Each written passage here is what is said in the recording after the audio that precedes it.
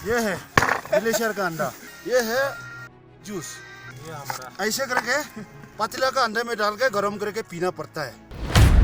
सियाचिन दुनिया का सबसे ऊंचा रण क्षेत्र है जहां मातृभूमि की रक्षा में हिंदुस्तानी सेना के जवान जी जान से डटे रहते हैं। यहां जिंदगी जीना कितना मुश्किल है, इसका अंदाजा आप इस बात से लगा सकते हैं कि पिछले 30 साल में हमारे 846 जवानों ने प्राणों की आहुति दी है। बेहद खतरनाक मौसम के बावजूद देश के 10,000 जवान इस बर्फीली चोटी पर दिन रात डेरा जमाए रहते हैं। आज दुश्मन के नापाक मंसूबे को नाकाम करते हैं और उनके इसी जज्बे को सलामी देते हुए हम आज के इस वीडियो में आपको बताएंगे कि कैसे सियाचिन की सीना चीर देने वाली ठंड और मुश्किल तापमान में भारतीय जवान अपनी मातृभूमि की सेवा करते हैं। तो भारतीय जवानों के संघर्ष को जाने बिना वीडियो को स्किप करने की गलती मत कीजिएगा। चलिए बिना देरी किए वीडियो को शुरू करते हैं। दोस्तों, सियाचिन में सबसे बड़ी समस्या अंगों के जमने की है। शरीर का जो हिस्सा किसी मेटल के संपर्क में आता है, पलक झपकते हुए जम जाता है या कट जाता है, फिर उसे दुरुस्त करना काफी मुश्किल काम है। ठंड से अंगों के कटने का भी खतरा होता है, जिसे शीत दंश या फ्रोस्ट बाइट कहते हैं। दुश्मन देश की गोलियों से ज्यादा खतरा हमारे सैनिकों को शीत दंश का होता है, इसलिए जवानों को ऐसे कपड़े मुहैया कराए जाते हैं जो इस खतरे को टाल सके। बेहोशी और बराबर सिर दर्द बने रहना यहाँ दूसरी सबसे बड़ी समस्या है। दुनिया के सबसे ऊंचे युद्ध क्षेत्र सियाचिन ग्लेशियर में तैनात भारतीय सैनिकों को अत्यधिक ठंड की स्थिति में बचाव के लिए लगभग 1 लाख रुपए की कीमत की एक निजी किट दी जाती है। सेना के सूत्रों ने बताया कि सर्दियों के दौरान सुरक्षा के लिए व्यक्तिगत किट के साथ प्रत्येक सैनिक को जीवित रहने के लिए लगभग 1.5 लाख रुपए के उपकरण मिलते हैं, जिसकी मदद से वो तैनाती के दौरान सियाचिन ग्लेशियर के चारों ओर घूम सके। किट में होता है ये सामान। सैनिकों को दी जाने वाली पर्सनल किट में सबसे महंगे सामानों में उन्हें भयंकर सर्दी से बचाने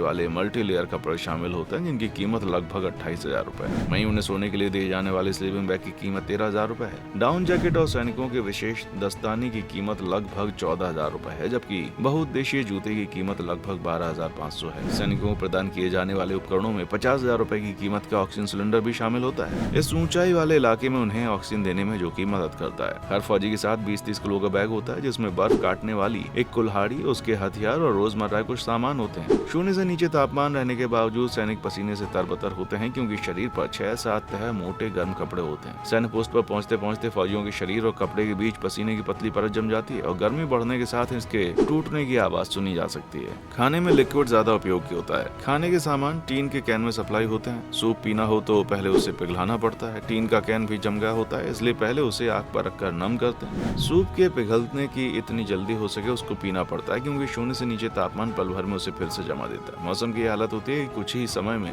तापमान 0 से 60 डिग्री नीचे चला जाता है और बर्फीला तूफान ऐसा कि पलक झपकते ही सेना की पूरी टुकड़ी काल के गाल में समा सकती है। चॉकलेट और सूखे मेवे सैनिकों के लिए काफी मुफीद माने जाते हैं, क्योंकि वो बर्फ में जमते नहीं और जम भी जाए तो उन्हें पिघलाने की जरूरत नहीं पड़ती। पानी के लिए अलग से कोई सुविधा नहीं होती, क्योंकि जवानों को बर्फ पिघलाकर ही पानी पीना होता है। इसमें भी सावधानी बरतनी होती है, क्योंकि कई बार बर्फ भी दूषित हो सकती है। चौकियों पर जाने वाले सैनिक एक के पीछे एक लाइन में चलते हैं और एक रस्सी सबकी कमर में बंधी होती है। कमर में रस्सी इसलिए बांधी जाती है क्योंकि बर्फ कहाँ धंस जाए इसका पता नहीं रहता, और अगर कोई एक व्यक्ति खाई में गिरने लगे तो बाकी लोग उसे बचा सकें। ऑक्सीजन की कमी होने की वजह से उन्हें धीमे धीमे चलना पड़ता है और रास्ता कई हिस्सों में बटा होता है। साथ ही ये भी तय होता है कि एक सुनिश्चित स्थान पर उन्हें किसी समय तक पहुंच जाना है, फिर वहाँ कुछ समय रुककर आगे बढ़ते हैं। हजारों फुट ऊंचे नीचे पहाड़ या हजारों फुट गहरी खाइयां, ना केवल पेड़ पौधे बल्कि पक्षी वहाँ नजर नहीं आते। इन हालात में सैनिक कपड़ों की कई तह पहनते हैं और सबसे ऊपर जो कोट पहनते हैं उसे स्नो कोट कहते हैं। इस तरह उन मुश्किल हालात में कपड़ों की भार जो होती है वो सैनिकों को उठानी पड़ती है। वहाँ टेंट को गर्म रखने के लिए खास तरह की अंगीठी का इस्तेमाल होता है, जिसे स्थानीय भाषा में बुखारी कहते हैं। इसमें लोहे के एक सिलेंडर में मिट्टी का तेल डालकर उसे जला दिया जाता है। इससे वो सिलेंडर गर्म होकर बिल्कुल लाल हो जाता है और टेंट गर्म रहता है। सैनिक लकड़ी की चौकियों पर स्लीपिंग बैग में सोते हैं, मगर खतरा सोते समय भी मंडराता रहता है, क्योंकि ऑक्सीजन की कमी की वजह से कभी कभी सैनिकों को सोते समय ही जान चली जाती है। इस स्थिति से बचाने के लिए वहाँ खड़ा संतरी उन लोगों को बीच बीच में उठाता रहता है और वे सभी सुबह 6 बजे उठ जाते हैं। वैसे उस ऊंचाई पर ठीक से नींद भी नहीं आती। वहाँ नहाने के बारे में तो सोचा ही नहीं जा सकता, और सैनिकों को दाढ़ी बनाने के लिए भी मना किया जाता है, क्योंकि वहाँ त्वचा इतनी नाजुक हो जाती है कि उसके कटने का खतरा काफी बढ़ जाता है, और अगर एक बार त्वचा कट जाए तो घाव भरने में काफी समय लगता है। वहाँ लगभग 3 महीने सैनिक तैनात रहते हैं। उस दौरान वो बहुत ही सीमित दायरे में घूम फिर सकते हैं। संघर्ष विराम होने के कारण सैनिकों के पास वहाँ ज्यादा काम नहीं रहता और उन्हें बस समय गुजारना होता है। इसलिए जब हर तरफ बर्फ ही बर्फ या खाइयां हैं तो उन्हें ऊबना भी स्वाभाविक है। सियाचिन पर बनी सैनिक चौकियां जिनकी जीवन रेखा के रूप में काम करती है वायुसेना। उन चौकियों पर जो हेलीकॉप्टर उतरता है उसे चीता का नाम दिया है। सेना का कहना है कि उन्हें जिन ऊंचाइयों पर रहना होता है वहाँ सिर्फ हेलीकॉप्टर काम करता है। सबसे ऊंचाई तक जाने और सबसे ऊंचाई पर बने हेलीपैड पर लैंड करने के लिए हेलीकॉप्टर का रिकॉर्ड इसी के नाम है। संघर्ष विराम से पहले सीमा के नजदीक बनी चौकियों तक हेलीकॉप्टर ले जाने में काफी सावधानी बरतनी होती थी। चीता हेलीकॉप्टर उन चौकियों पर सिर्फ 30 सेकंड के लिए ही रुकता है। संघर्ष विराम से पहले ये इसलिए किया जाता था जिससे विरोधी पक्ष जब तक निशाना साधेगा तब तक हेलीकॉप्टर उड़ जाएगा, मगर अब भी वही प्रक्रिया अपनाई जाती है जिससे सेना किसी भी स्थिति के लिए तैयार रहे। सैनिकों को दूसरी जगह से